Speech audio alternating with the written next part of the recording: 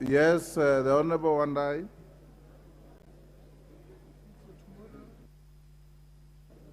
Mr. Speaker, thank you very much and for the indulgence. And I think this is the right point for me to raise this equally important matter. Mr. Speaker, you will recall that we have had endless debates on the matter of NGCDF, while appreciating the fact that we are currently at the stage of engagement on some bill which is being proposed. Mr. Speaker, it is on record, and it is indeed true, that this is the first time, at least since 2013 when I joined this House, that we are getting into the tail end of the second quarter of a financial year. Honourable members, kindly pay me attention. This is the first time since 2013, when I first joined this House, that we are getting into the tail end of the second quarter of the financial year, when there is no single disbursement of NGCDF funds to the constituency accounts. Mr. Speaker, I'm raising this matter because, without necessarily anticipating debate, we are soon going on a long recess, which will only end sometime in February or March next year. February 13th. Mr. Speaker, going by past precedents, if this House adjourns for recess without a clear indication as to when disbursements of NGCDF will be made, we stand the risk of staying all the way up to the last quarter of this financial year without any single amount of money being disbursed. And yet, as we speak, nobody has told us why no money is being disbursed. Previously, we are made to believe that it was the previous or the former cabinet secretary who was adamant. But since this House approved the appointment of the substantive cabinet secretary, that's Professor Njuguna Ndungu, would I be in order, Mr. Speaker? Therefore, because we know the relevant committee is still at its formative stages, would I be in order to ask you, Mr. Speaker, that this matter be directed to the leader of majority, that he engages with the executive, and in particular the cabinet secretary responsible for national treasury, by next week at the very latest, to make an equivocal undertaking as to when the first disbursements of the NGCDF funds are going to hit the accounts of the respective constituencies.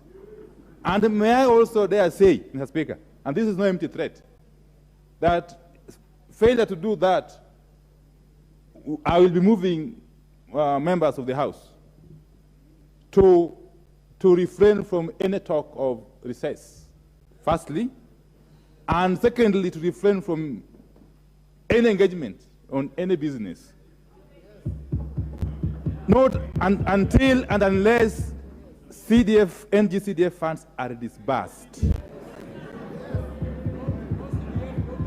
And therefore, Mr. Speaker, I will be seeking your guidance on this matter, and indeed asking you to make give a direction to the relevant cabinet secretary to take it upon himself that these NGCDF funds are disbursed without any further delay. Thank you, Mr. Speaker. Thank you. Majority Leader, do you have anything to say? Thank you, Honorable Speaker. And I just want to associate myself with the sentiments of the Leader of Minority. That matters to do with CDF, Honorable Speaker, and the National Government Action Fund, which is ably patronized by our county MPs, Honorable Speaker, are matters that are very sensitive, not to members of Parliament, but to the people that we sit here to represent. And there is nobody in the executive who should imagine that you are doing any member of Parliament any favor by disbursing CDF. CDF funds are funds that are going directly to the people. Our people are waiting for us not to go on recess. They are waiting for us to go home to process their bursaries for term 1 school fees in January. Therefore, Honorable Speaker, I want to also express my concern, and I know there could be many excuses, not reasons, part of which relates to the papers I've just laid, and I want to ask all of us to expedite with the issue of, together with your fund managers, the issue of constituting your CDF, NGCDF committees at the constituency level, so that nobody uses that as an excuse not to disburse money. And in any case, Honorable Speaker, NGCDF is not disbursed to the committee. It is disbursed to the fund manager. The fund manager is an employee of the board, which is an extension of the National Treasury. So there's absolutely no reason why the National Treasury should not be disbursing our CDF. And I will indeed, as soon as, before even the House rises, I will engage with the Cabinet Secretary so that before we even consider breaking for recess, we have both NGCDF and GAF and all other monies, even those that pertain to our county governments, being disbursed to our county so that government may start functioning in earnest, including NGCDF and all the other affirmative funds. Thank you, Honorable Speaker.